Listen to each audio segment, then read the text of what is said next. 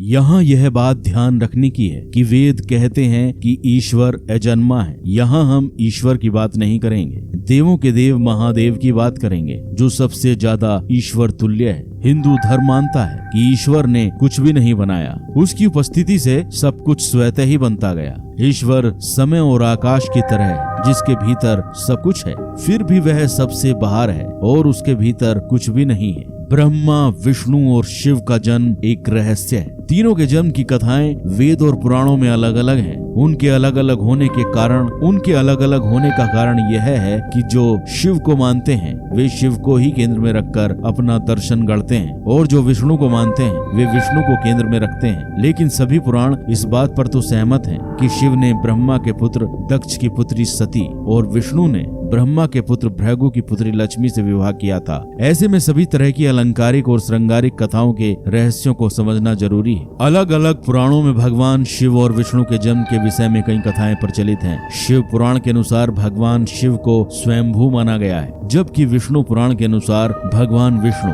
स्वयंभू हैं। शिव पुराण के अनुसार एक बार जब भगवान शिव अपने टखने पर अमृत मल रहे थे, तब उससे भगवान विष्णु पैदा हुए, जबकि विष्णु पुराण के अनुसार ब्रह्मा भगवान विष्णु की नाभि कमल से पैदा हुए, जबकि शिव भगवान विष्णु के माथे के तेज से उत्पन्न हुए बताए गए हैं। विष्णु पुराण के अनुसार माथे के तेज से उत्पन्न होने के कारण ही शिव हमेशा योग मुद्रा में रहते हैं। शिव के जन्म की कहानी हर कोई जानना चाहता है। श्रीमद् भागवत के अनुसार एक बार जब भगवान विष्णु और ब्रह्मा अहंकार से अभिभूत हो स्वयं को श्रेष्ठ बताते हुए लड़ रहे थे, तब एक जलते हुए खंबे, जिसका कोई भी और छोर ब्रह्मा या विष्णु नहीं समझ पाए, से भगवान शिव प्रकट हुए। यदि किसी का बचपन है तो निश्चित ही जन्म भी होगा और अंत भी। विष्णु पुराण में शिव के बाल रूप का वर्णन मिलता है। इसके अनुसार ब्रह्मा को एक बच्चे की जरूरत थी, उन्होंने इसके लिए तपस्या की। तब अचानक उनकी गोद में रोते हुए बालक शिव प्रकट हुए।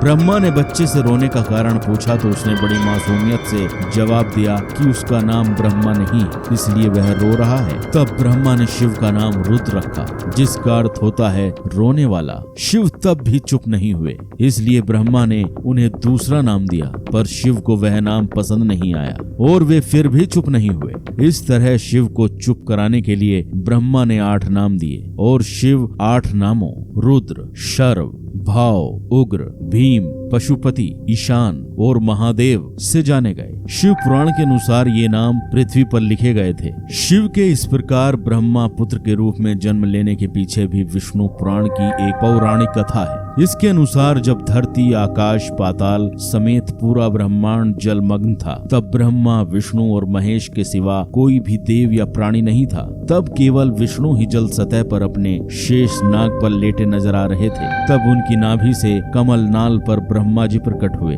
ब्रह्मा विष्णु जब सृष्टि के संबंध में बातें कर रहे थे तो शिव जी प्रकट हुए।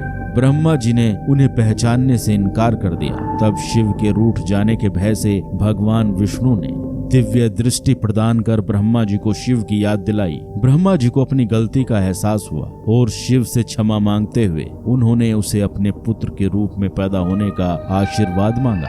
शिव ने ब्रह्मा की प्रार्थना स्वीकार करते हुए उन्हें यह आशीर्वाद प्रदान किया। कालांतर में विष्णु के कान के मैल से पैदा हुए मधु, कैटभ और राक्षसों के वध के बाद जब ब्रह्मा जी ने सृष्टि की रचना शुरू तो उन्हें एक बच्चे की जरूरत पड़ी और तब उन्हें भगवान शिव का आशीर्वाद ध्यान आया। तब ब्रह्मा जी ने तपस्या की और बालक शिव बच्चे के रूप में उनकी गोद में प्रकट हुए।